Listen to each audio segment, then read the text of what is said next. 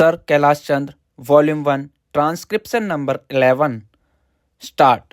Sir, several questions raised regarding the Defense Ministry and the External Affairs and Irrigation Ministries have been clarified by my colleagues from those ministries. My task, therefore, has been simplified to that extent. Before I go to the questions, financial and economic, raised by several honorable members, I should like to clarify one or two points which are more administrative than economic or financial. One of them was raised by my honorable friend. He raised the question about the recruitment by the assistant superintendent's departmental competitive examination and particularly about the exam held in 1960. He said that about rupees 6 lakhs were spent for the 1960 examination and later it was declared that no vacancies were available. He therefore suggested that a definite procedure should be there and the examination should be held according to the vacancies declared in advance, and all persons who have qualified in that examination should be eligible for promotion or for appointment. Sir, I do not know whether the honorable member knows how these vacancies are filled. He probably refers to the section officer's grade in the Central Secretarial Service. This is filled 50% by direct recruitment and 25% by departmental competitive examination open to the assistants, the next lower grade, and the rest 25% by promotion of assistants on the basis of seniority subject to fitness.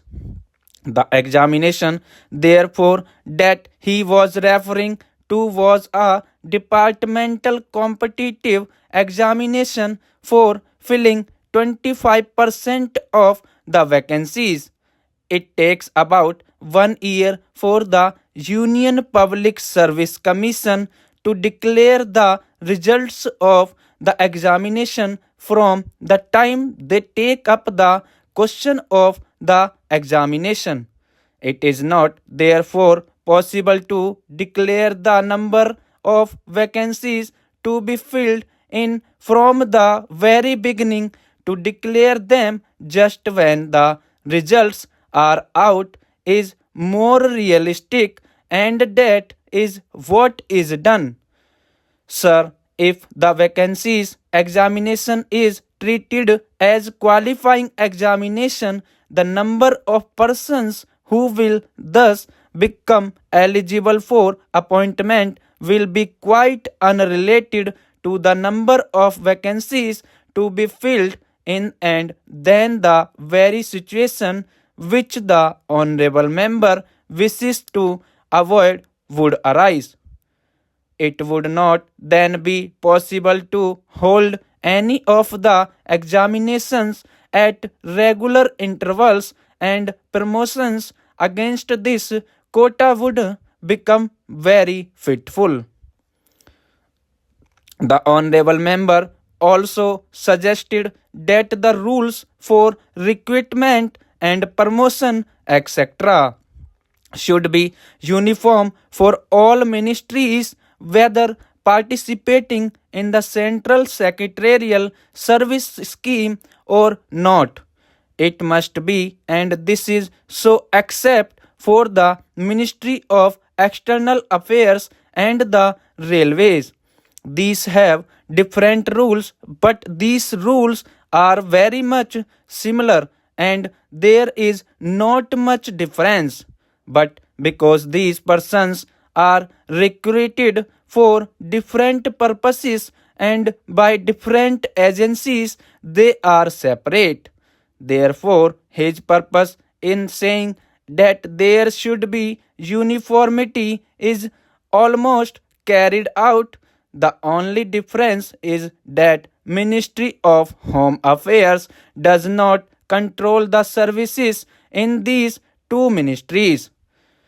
Then, sir, questions were raised about backward areas and the backward states and also about the city of Calcutta. If the budget is properly scrutinized, it would be found that assistance is provided for the states, particularly the backward states, and the Finance Commission, which assesses the overall requirement of the states, takes this into consideration and makes its recommendations, which are carried out every time the Finance Commission's recommendations are received, and they are received periodically according to the Constitution. Sir, I would like to give the total amount paid to the states on this account. The main objective of planning is to create conditions in which living standards are raised in a sufficiently reasonable level and all citizens are given full and equal opportunity for growth and service. The plan seeks to provide a balanced emphasis on increase in production and employment. The development plans are thus accepted as the means for ensuring equitable development in the field of social services.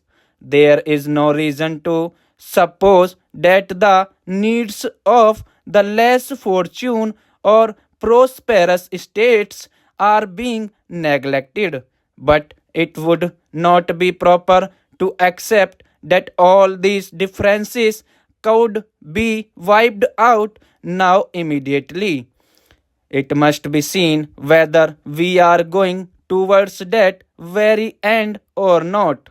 We are deliberately going towards that end, and we hope and trust that in course of time these inequalities would be wiped out.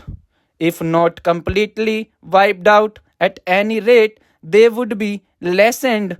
My honorable friend complained about inadequate provision included in the plan for meeting the growing requirements of the city of Calcutta, where even the basic services like water supply, sewage disposal, and drainage were not being augmented, and that the central government was not enthusiastic about solving these difficulties. 840 words completed 100 WPM.